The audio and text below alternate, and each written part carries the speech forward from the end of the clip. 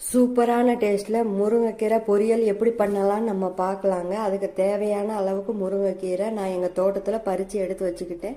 உங்களுக்கு இதே மாதிரி ஃப்ரெஷ்ஷாக கிடைச்சா அதை எடுத்து குச்சி இல்லாமல் நல்லா இலையாக உரவி தண்ணியில் நல்லா வாஷ் பண்ணி ஒரு பாத்திரத்தில் எடுத்து வச்சுக்கோங்க. கடாயில் கொஞ்சமாக எண்ணெய் ஊற்றி கடுகு உளுந்தம்பருப்பு போட்டுக்கோங்க. அது பொரிஞ்சோடனே கட் பண்ணி வச்சுருக்கிற 2 ஆனியன், காரத்துக்கு தக்கன வத்தல் சேர்த்துக்கோங்க. கொஞ்சமாக சால்ட்டு சேர்த்து அதை நல்லா வதக்கிக்கோங்க.